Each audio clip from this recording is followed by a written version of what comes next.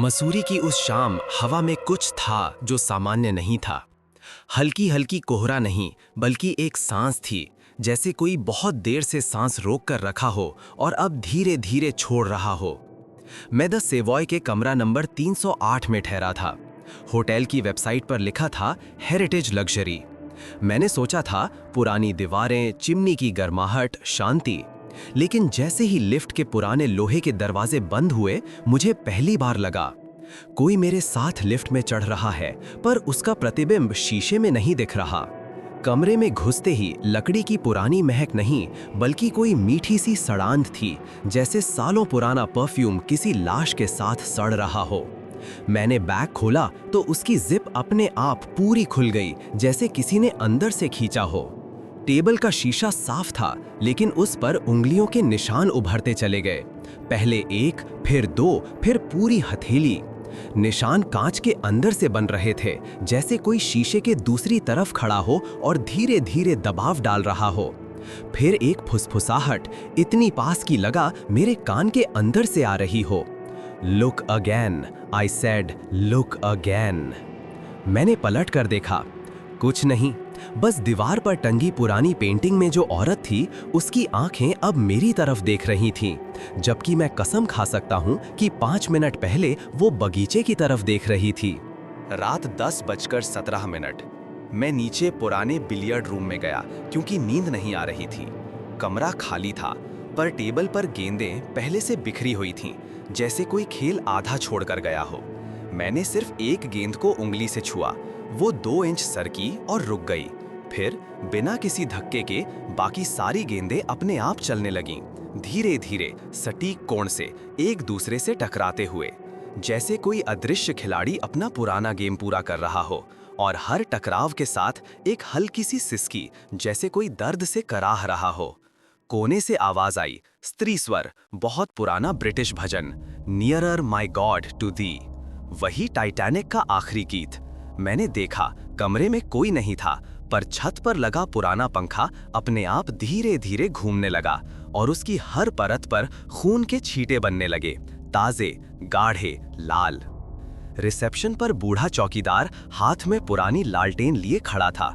उसकी आंखें धसी हुई थीं, जैसे सालों से नींद ना आई हो। मैंने पूछा, ये सब क्या हो रहा है? वो मुस्कुराया। उसकी मुस्कान में दांत नहीं थे, सिर्फ काले छेद। साहब, आप 308 में है ना? मिस फ्रांसिस गारमेट ओर्म का कमरा। 1911 में यहीं मरी, साइनाइड। पर वो अकेली नहीं मरी। उनके मंगेतर डॉक्टर कैप्टन यंग ने पोस्टमार्टम किया था, और 3 दिन बाद वो भी यही जहर पीकर मर गया, उसी कमरे में। दोनों की आत्माएं अब एक दूसरे को ढूंढती रहती हैं, और जब कोई नया मेहमान आता है, वो उसे अपना माध्यम बना लेती हैं। उसने लालटेन मेरे चेहरे के पास लाकर फुसफुसाया, आपने शीशे को छुआ था ना? वो उनका क्रिस्टल था, वो अब आपको नहीं छोड़ेंगी। उसकी सांस से बदबू आ रही थी, जहर की। मैं कमरे में लौटा तो तापमान अचानक गिर गया।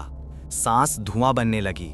अलमारी का शीशा अंदर से पिघलने लगा, कांच लहरें मारने लगा। मेरा प्रतिबिंब धीरे धीरे मिटा और उसकी जगह वो औरत उभरी। चेहरा राख का, होंठ नीले काले, आंखों की जगह 2 खाली गड्ढे जिनमें कीड़े रेंग रहे थे। वो शीशे से बाहर निकल आई। उसके पैर फर्श को छू नहीं रहे थे, फिर भी हर कदम पर लकड़ी चरमराती थी। उसने अपना हाथ बढ़ाया, हड्डियां सिर्फ चमड़ी से ढकी हुईं। उसकी उंगलियां मेरे गले पर लखीं, ठंड इतनी कि लगा गला जाम हो जाएगा। फिर उसने कहा, आवाज 2 जगहों से आ रही थी, उसके मुंह से और मेरे सिर के अंदर से। तुमने मेरे क्रिस्टल में झांका था, अब तुम मेरे साथ देखोगे, हमेशा। अचानक कमरे की सारी लाइटें फूट गईं। अंधेरे में मुझे दूसरी आवाज सुनाई दी, पुरुष स्वर, दर्द भरा, फ्रांसिस, स्टॉप, प्लीज। फिर एक जोर की चीख, जैसे किसी का गला दबाया जा रहा हो। मुझे लगा कोई मुझे पीछे से पकड़ रहा है। 2 ठंडे हाथ मेरी कमीज में घुस गए, सीधे छाती पर। दिल की धड़कन रुक सी गई। फिर सब शांत, सन्नाटा इतना गहरा कि अपने खून की आवाज सुनाई देने लगी। फिर मैं बेहोश हो गया। अगली सुबह जब मेरी आंख खुली तो मैं फर्श पर गिरा पड़ा था। मैं उठकर खड़ा हुआ और मैं रिसेप्शन पर गया। नई लड़की थी। मैंने पूछा, रात का बूढ़ा चौकीदार? वो हंस पड़ी। सर, यहाँ पिछले 10 साल में कोई बूढ़ा चौकीदार नहीं रहा। और लालटेन वो तो 1940 के बाद बंद हो गईं। मैंने अपना फोन निकाला। रात का वॉइस रिकॉर्डर अपने आप ऑन हो गया था। मैंने प्ले किया। पहले तो सिर्फ सन्नाटा, फिर एक पुरुष स्वर, बिल्कुल वही जो रात को गिड़गिड़ा रहा था, run, she still inside you. और पीछे बहुत धीमी औरत की हंसी। आखिरी पल, जब मैं होटल से निकला, गेट पर सुरक्षा गार्ड ने मुझे रोका। सर, आप ठीक तो हैं? आपकी आंखें पूरी सफेद हो रही हैं कभी कभी। मैंने ऊपर देखा। कमरा 308 की बालकनी पर कोई खड़ा था। सफेद गाउन, लंबे बाल। मैंने पनक झपकाई, वो गायब। पर मेरे फोन में एक नया वीडियो अपने आप सेव हो चुका था। मैंने चलाया। वीडियो में मैं ही था, रात भर अकेला कमरे में घूमता हुआ, दीवारों से बातें करता हुआ, अपने गले को नोचता हुआ। पर हर फ्रेम में मेरे ठीक पीछे वो सफेद औरत मेरे कंधे पर सिर रखकर मुस्कुरा रही थी, और मेरी आंखें वीडियो में पूरी सफेद थीं। अब मैं दिल्ली वापस आ गया हूँ, पर हर रात ठीक 1:07 मेरे फोन की स्क्रीन अपने आप ऑन हो जाती है और कैमरा ऑन होकर मेरा चेहरा दिखाता है। बस अब चेहरा मेरा नहीं रहता, वो मुझे देखकर मुस्कुराती है और फुसफुसाती है, वेलकम होम डार्लिंग, अब हम 3 हैं।